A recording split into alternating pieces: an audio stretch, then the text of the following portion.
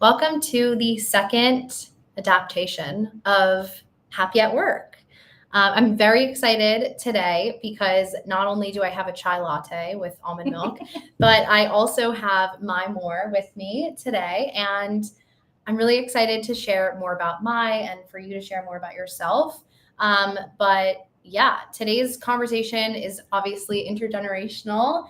And if you're not sure which one of us is older than the other or younger than the other, I'm the younger one, but you can't really tell, so that's good. So we'll just hop right in, and Maya, I'm going to have you introduce yourself. Another thing that I just want to add is if you have comments or questions throughout, there is a chat, and I am keeping my eye on it. So please feel free to pop your questions in there. So Mai, without further ado. Well, thank you so much, Danielle. It's an honor to be with you here. We're literally in New York City at the Chief Clubhouse. We have an event right after where we will have an intergenerational discussion about the future of work. But it's an honor to be on your brand new podcast or LinkedIn Live. And a little bit about myself. I am a human. My name is Mai Moore. I'm also the founder of Boss Me In. I'm a mom. I am a woman. I'm an entrepreneur. I am an educator. I mean, it goes on and on and on. But no, it's an honor. Thank you. Thank you so much. And I love that you start with I'm a human. Mm-hmm. Where does that come from? I think society and community has taught me that. I'm also a social impact leader, and my background, I spent almost 20 years in tech. I helped 2 companies go public, and then I co-founded a social impact nonprofit. And so I served 2,000 underserved youth, working with 1,400 very diverse adults, moving that business forward, really teaching young people how to be change makers. And I've had a lot of lived experiences in a lot of different cultures. I'm half Japanese, half white. I've also had a lot of lived experiences in the African-American culture. And so what I've learned with everything going on in this really crazy world is that at the end of the day, we are all human. So I just say I'm human because it's the truth. Love that. Yes. Love that.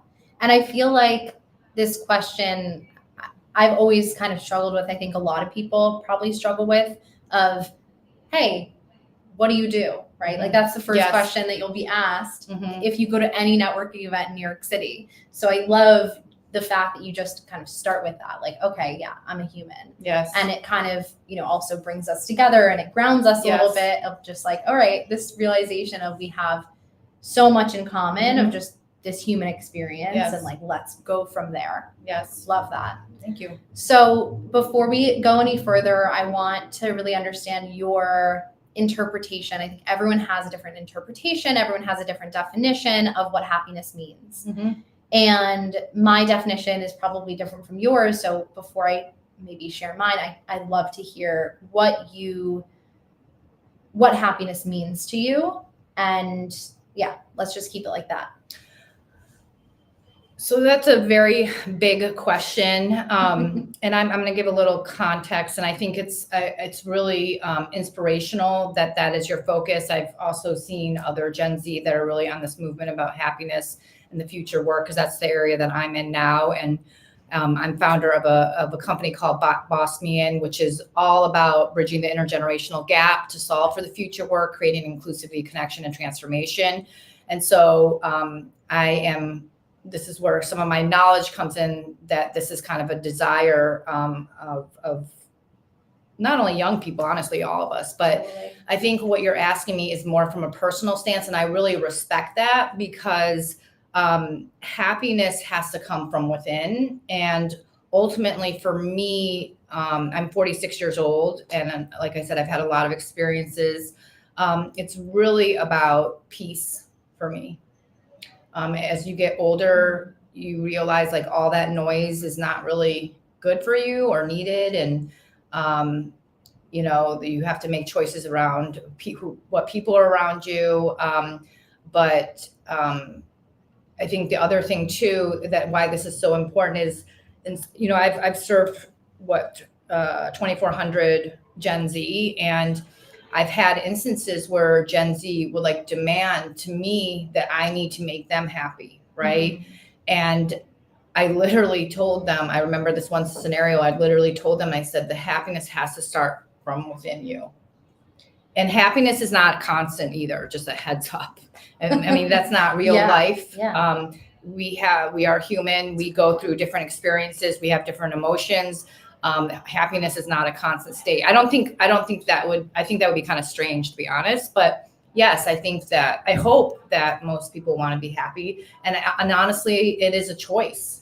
Like if I'm in a really bad mood or I'm sad or I'm frustrated about something, I literally have to tell myself okay, I'm making the choice. I want to be happy. Okay, what are the tools and tactics that I need to do to make that happen? Mm-hmm. Now, it's not easy. You have to really work on your mind a lot. Right. But right. Yeah.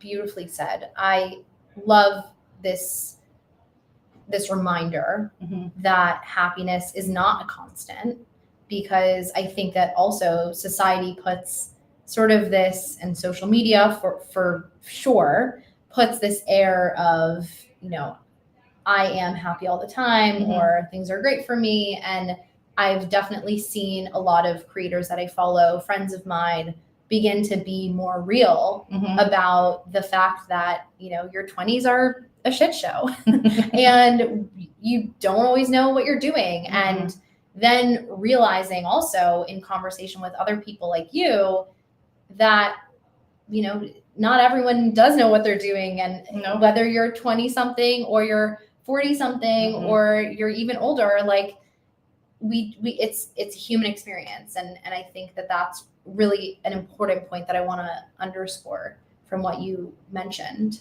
Yes, you're saying a lot. I think there's so much pressure on young people. There's pressure on all of us, honestly. And to your point about social media, it is incredibly toxic. I've caught myself like judging myself because of the number of likes or something, or whatever comments on a social post. And I'm like, stop. That is not my entire life. That is just a platform. That is a great, powerful tool to support whatever. But it's you guys are actually in the thick of it. It is. I've heard before, it is part of your life. And so I think that's why I go back to people really working on their internal happiness is really important, because then nothing else matters. Right. Yeah. I want to switch gears a little bit and talk a bit about this intergenerational angle. Talk to me about, what does Boss Me In mean? What is it? Is it a movement? Is it, is it a community? What is it? And where did this inspiration for a focus on the intergenerational bridge building kind of come from for you? Sure. There's many, many, many levels to it. I will say that I think 2 years ago, I became a chief. So if you don't know Chief, it's one of the largest women executive networks with 20,000 women. And it was at the point where there was a lot of discussion about the Great Resignation, pay gap issues, DEI issues. I mean, it goes on and on, burnout, goes on and on.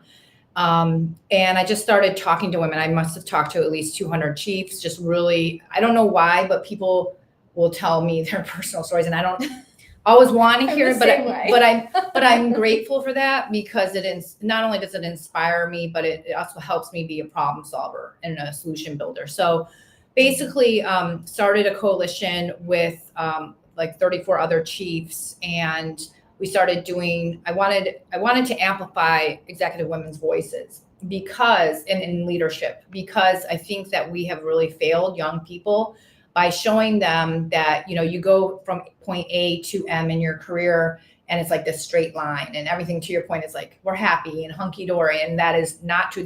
I don't care what social economic level you are, whatever, every woman has faced some kind of adversity, right? And so the more that we can express truth to young people, then young people can it helps you shape your future better, make better choices, right? Sure. And so I was just inspired, and I'm just a natural entrepreneur, and I'm like, there's a business here. And so a couple of the coalition members came with me to Boss Me In. We started working on it, launched it May 1st of last year. And the name, you asked me about the name. I literally gave, there's multiple parts of it. I wanted Gen Z to actually pick the name, to be honest. I wanted to ask their opinion. And so we had at the time served 400 young women. And it also has to do with what domains are available. So this is the truth. And so like just did a bunch, did a bunch of research, gave a list to Lexa, and Lexa then sent something out to all the Gen Z from that coalition, and they chose Boss Me In. Amazing. And yeah, I mean, I've heard even today, I heard like people are like, oh, that name is so catchy, and so I think I wanted something modern too. Yeah. Yeah. And I think the branding is also on point because it's bold, it's sleek, it's like, I'm here. Boss Read me. Boss me in. Yeah. I love that. And so when you talk about these coalitions of Gen Zers, like where are you finding these people? Like what, how are you engaging them? Like what does that look like? Sure. So I'll be honest with you, before Boss Me In established the coalition, different chiefs have different relationships, and they just came to these events. And, through the process of Boss Me In, honestly, people ask me this all the time, and Gen Z just come to me. I don't know fully why. And maybe it's because I served 2,000 before and I'm still in touch with many of them, but I can't fully answer it. They just come to me. I don't know. You're if like it's a magnet. It's like dogs come to me. I don't try, right, but it's like they smell good energy. Yeah. They sense it. And I think not to compare people to dogs. Yeah. I mean that honestly, I would love to be compared to a dog. No, I think I'm very real. Yeah. And I think young people are tired of BS, and 100%. I'm very authentic, and that doesn't please everybody, but I can only be me, especially with everything that I've faced. And I believe in Gen Z. Honestly, I told you, you inspire me. Like, yeah, no, really. Likewise. And thank you. And my daughter, I have to say, I not forget my daughter. She inspires me too, but I can't answer that fully. But I know that and I think if you talk to a lot of chiefs too, I think a lot of chiefs feel like they don't want young people to go through what we went through, right? Right. Like I never had to talk to an executive woman when I was in my 20s. I mean, that might have been a year process just to email them. Yeah. Just to have the courage, right?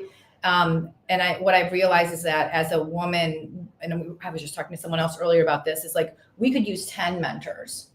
Right? We have so many different parts of our lives, different career interests. Maybe it's social emotional, maybe it's help with your resume, maybe it's help, job seeking. So the more support that women can have, the more that you can thrive and flourish. Right. And not face what we did. Yeah. Especially in this world. Yeah. I 100% agree. It's interesting because I graduated into the pandemic, and that was a time when seemingly, right? Like imagine first of all, like starting your first day, and instead of stepping into an office, either your job is pushed back 8 months and you have no idea when it will start, or you just log on to your computer. And it wasn't a time where we were remote ready. It was a time where we were remote enabled to some degree. And it was a really hard situation to navigate. Now, if you are a self-motivated self-starter who cares about networking and like maybe has learned the harsh reality of what happens when you don't network and you don't put yourself out there, which I identify with a lot of those things. If you're not that way, then mentorship and learning from other people and growth and development might have fallen to the wayside. And it might be that when you finally had a job, that you went into the office, or you have a hybrid experience, or maybe you're still not in the office, but it's when you get a taste of what mentorship could be or could do for you or could look like or feels like that you then start to value it. Or if someone else tells you, I think we've all kind of heard like, oh, mentorship is important, but not necessarily ever been taught how to do it or told stories about why it's important. Right. Right. Because Yeah. it's one thing to hear it and take in knowledge and information, but then how do you turn it into knowledge and wisdom? Right. And actionable outcomes too. And I think that's something that one of our products is a mentoring program, just like you have a mentoring program. But what I envisioned and what we have practiced is that I actually wanted actionable outcomes, meaning that everyone is busy, right? Executives and Gen Z are busy. And it's like, stop beating around the bush, right? Nobody has 2 years to go through whatever to find whatever. No, it's like, we need to be clear on what is it that we need help on? How do we get there? I know that my mentee, like I gave her 11 connections. She had 11 interviews, right? Because that's what she wanted, right? And we worked through some of that. And so, and I'm not saying that that's like a normal case, but I'm saying like, it's already a tough enough world out there as it is for all of us. Like, if we're really about support and helping, let's get to support and helping and not spend, 6 months like building the relation. I mean, of course, building a relationship is really, really crucial, but like, come on, we're here for a reason. Let's be honest with our intentions or whatever it is.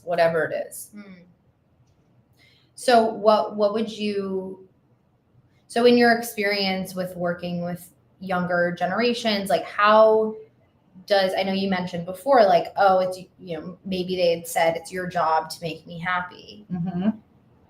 And you said, actually, it's your own job to make yourself happy.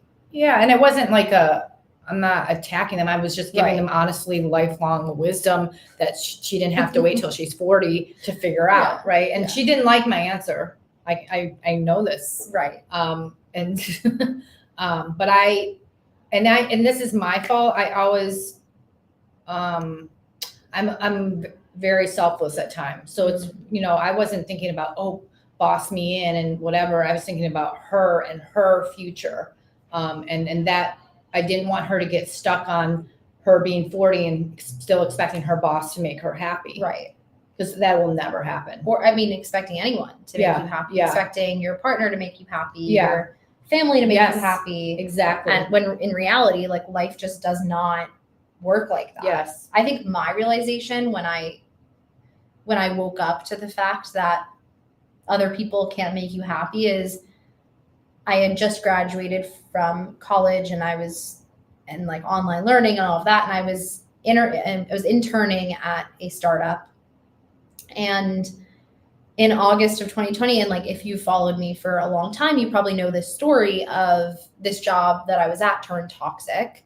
And this mentor, supposedly, who I had trusted and who had promised to take me in and help me with my career. And she was a former recruiter and she did all this stuff. And, I felt like I was in such safe hands. And she turned and she started. How did she turn though? What do you mean by that? So she started basically she put me in charge of a team of interns who had never had an internship before. I had never managed anyone before.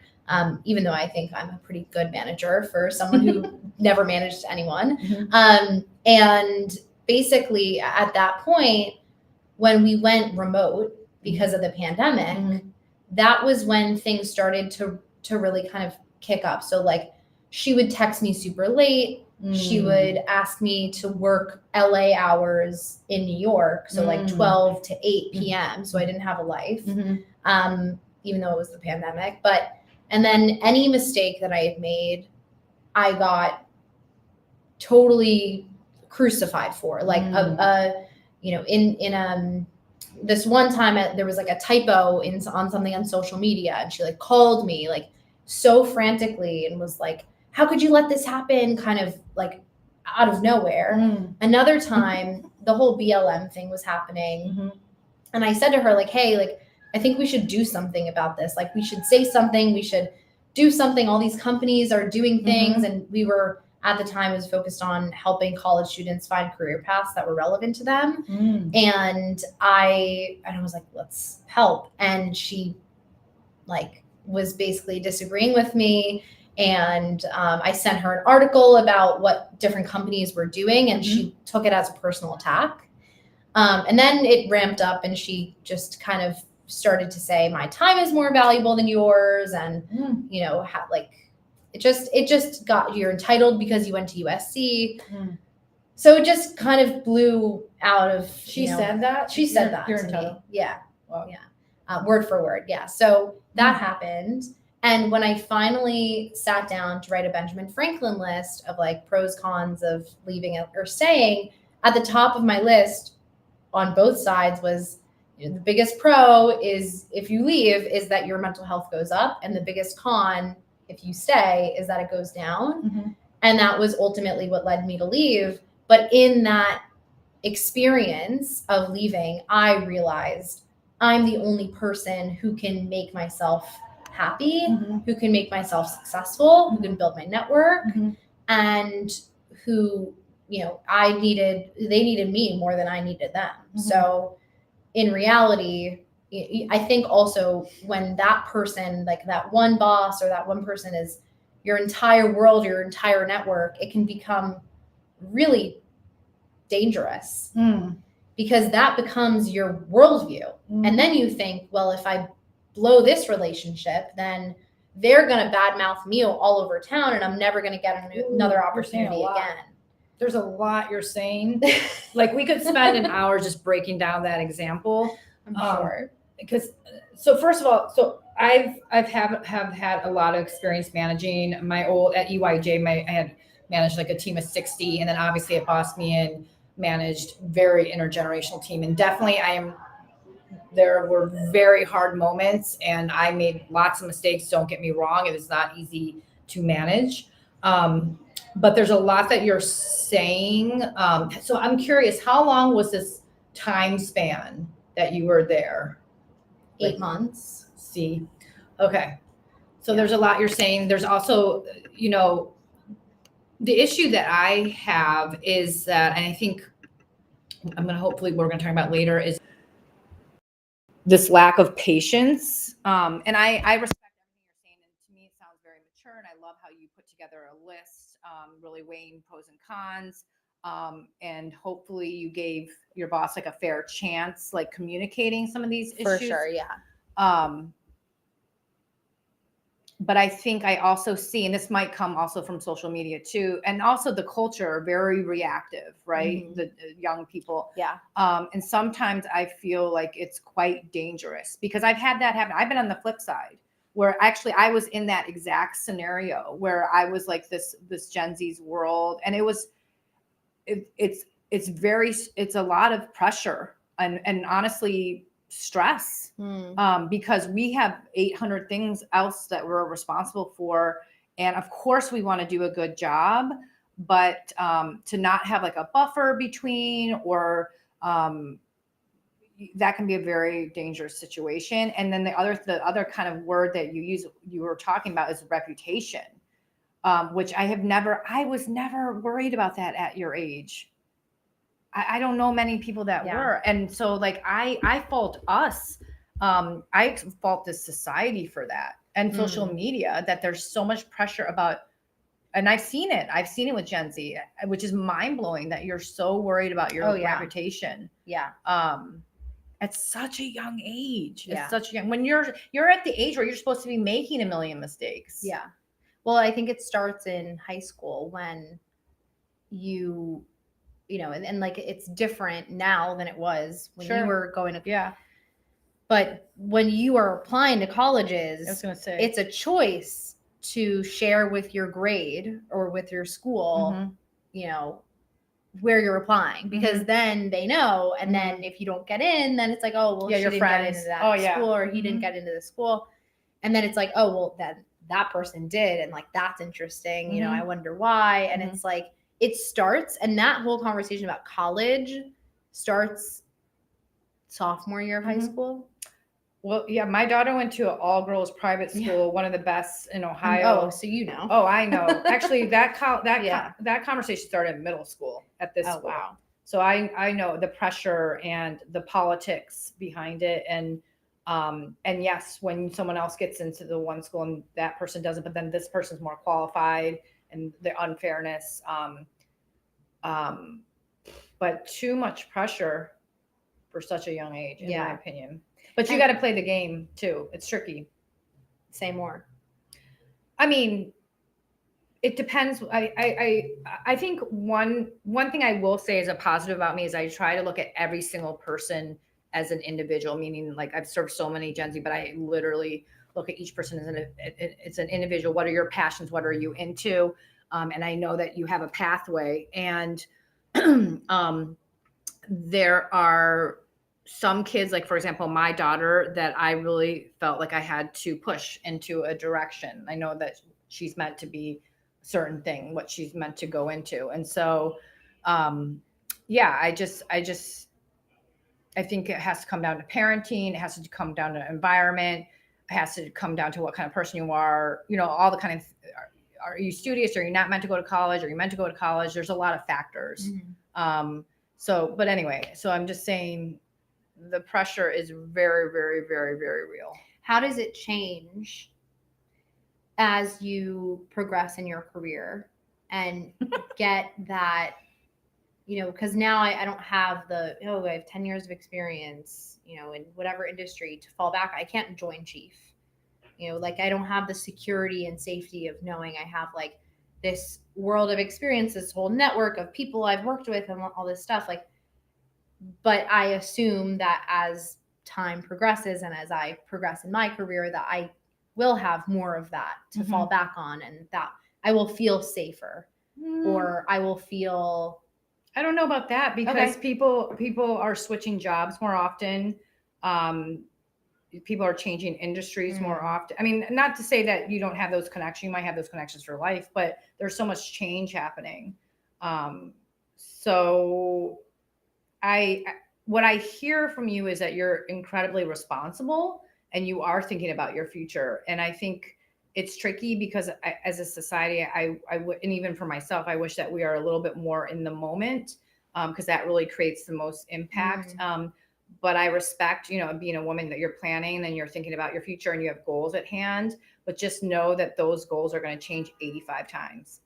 And it may be 5 years from now that you completely shift to something else, and some other industry. I mean, that happened to me. Yeah. Right. And I'm not saying follow my path, but I'm just saying, I think also, when I say be more in the moment, be proud of where you are right now. You're exactly where you're meant to be. I mean, you're amazing at networking. Are you kidding me? And so you could literally probably teach a course on networking to young people. But so you're asking me, when does that pressure stop? Or like, how does it change throughout your career? Sure. So I think what happens is, and it depends, each person has their own course in life, is that you might get married. You might have kids that you're responsible for, right? You might be a glutton for punishment and start a nonprofit and have responsibility serving 2,000 youth. So sometimes we put the pressure on ourselves, but at the same time, we're also following our calling. And so, and then there's many different there's pressures at work. It depends. You see a lot of women these days there's a lot of articles, McKinsey, that don't want to be CEOs, that don't want to climb the ladder, right? They don't want all that pressure and all that responsibility because they don't want to be the bad guy. They don't want to have to deal with all the responsibility. They don't want. So there's a shift happening. And I think that it's good to learn how to navigate pressure. Because it will never go away. And especially like your kind of personality. I mean, you're very driven, right? So it's always going to be there. Right. It's how do you handle it? It's really interesting that we're talking about the ladder too, because I was having a conversation with my friend today about potentially staying at a company and what that would look like for her in 10 years, and like the potential promise of being a VP. Versus her choosing to leave and choosing to be able to climb the ladder potentially faster by switching jobs and switching companies. And I think a lot of people are doing that. And I think it's interesting to hear from you that women at a higher level don't want that pressure because some don't. Some don't. Some like it. Also some, yeah, and like it's the same thing. But I'm also seeing a very big trend amongst Gen Z where they're not down to climb the corporate ladder, and they're not down to stay, 10 years at a company just to climb that corporate ladder. And I will say they are down to stay at a company for 10 plus years if it's the right company for them, if it's the right culture, but that might look different for every single person. And that, but with all due respect, that when they, from my eyes, I respect it. I respect the right culture, but it's almost to a perfectionism level, and there's no culture that is ever going to be perfect. Because even if you do experience it for a little bit, there's going to be a shift. Yeah. The company might get bought out, or someone leaves. Something happens. Right, exactly. A teammate leaves. So that comes back to perfectionism, and to me a little bit unrealistic reality. And I just talked about this the other day too, is that again, it depends what kind of person you are. I mean, to a lot of Gen Z I know that you're around, that I've experienced as well, are very driven. And so you're gonna have to me, it's a blessing sometimes to be in a tougher environment, because it prepares you for later. And if you are going up the corporate ladder, I mean, you have to deal with difficult situations, like really difficult situations. And if you have no experience, you will never be able to face that. So to me, it's sometimes a blessing. Right.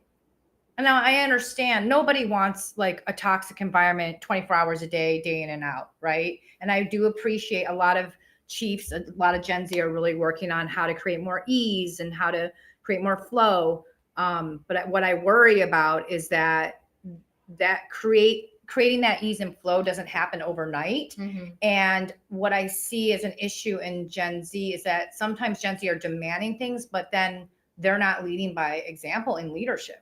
And I'm not saying same for executive women too, but like, be careful of what you're demanding, and if are you participating, and are you doing that action yourself too? I'll give you an example. Yeah, please. Inclusivity, right? At EYJ, like I said, I worked with so many youth, and we were so unified, and very diverse social economic levels and all that. Boss me in, had a Gen Z team, not unified. And that was a really shocking moment. And this was very, very diverse, like literally all over the world. And that was really heartbreaking to me, because at the same time, then you hear the next thing out of the mouth saying, well, we need to be inclusive. Well, then you need to lead with that. And I'm really saying this to everybody who is talking about inclusivity. It starts with us, just like happiness starts with us. It starts with us. We have to demonstrate by example. Right. So, I'm just saying, like, there needs to be a little more responsibility and accountability on us as individuals. We have to be careful of what we're saying, and are we practicing it and demonstrating it? Right. And it's not always easy. And there needs to be patience. We are human too, but just be careful of how critical, because Gen Z can be very critical and very judgmental.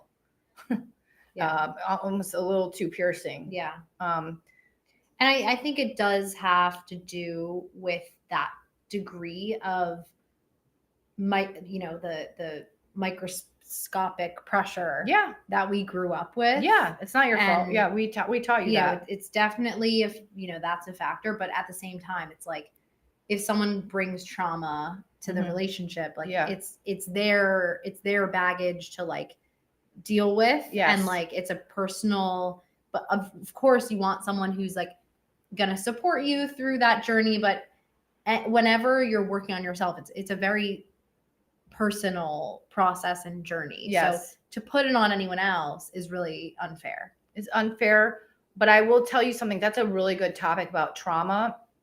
To be honest with you, I have had experience with so many different diverse people.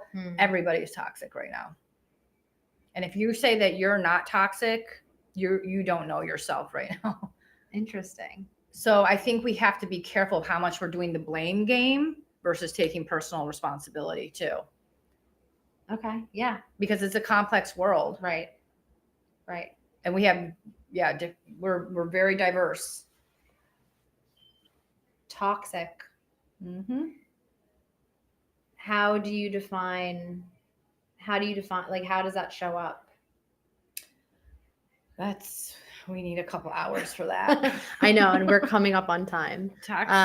If anyone has any questions that aren't ridiculous comments, please let us know in the chat.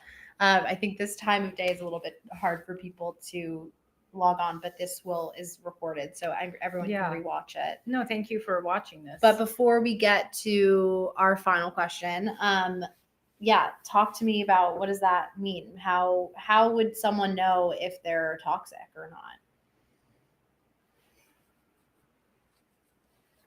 I honestly, if you are alive right now, you have some toxicity in you. I mean, of course, we, especially as women, we are carrying centuries and centuries of toxicity from our family heritage. That's the power in women, and that we have to fix, and we have to change the paradigm. And a lot of women have faced so many difficult circumstances. Some deal with it, some don't. But to your point, I love what you said. Like, are we hurting someone else? It's very tricky. Yeah. And are we communicating it through? Because a lot of times this is a misunderstanding too. I'll be honest.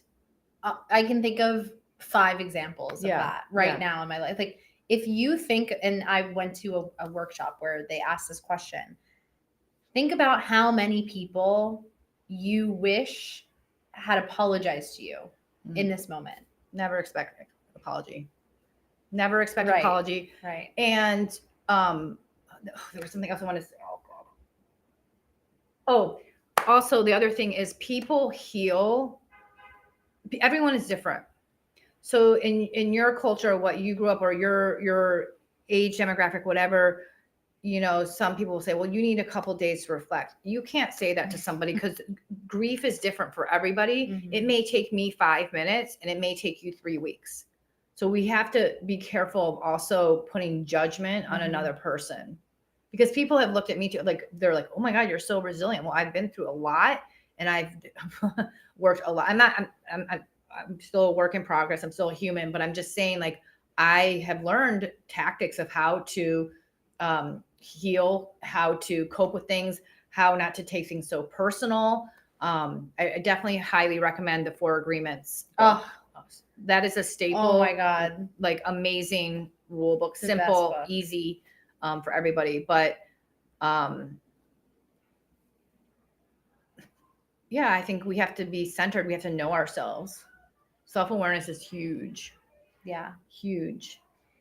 I think that's a perfect segue. I think self-awareness is a huge part of also true and genuine happiness. I think that when you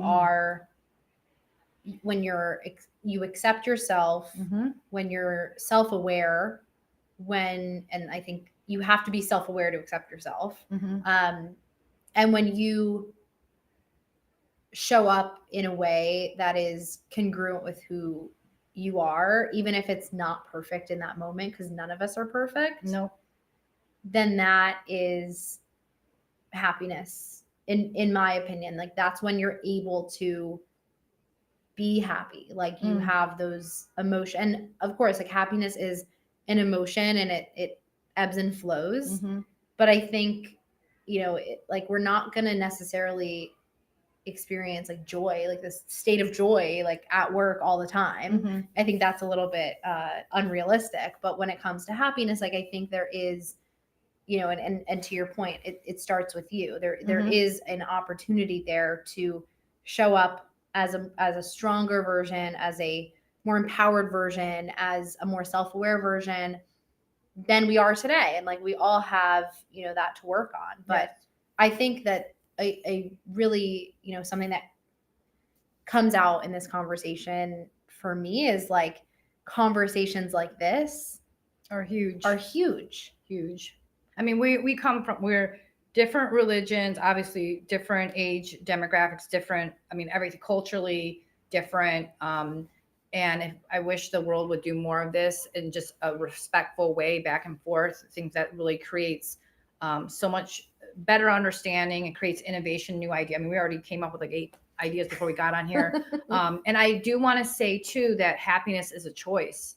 Yeah. Like if you are feeling depressed, trust me, I've felt very depressed or sad, angry about things. But if I literally make the choice in that moment and say, you know what?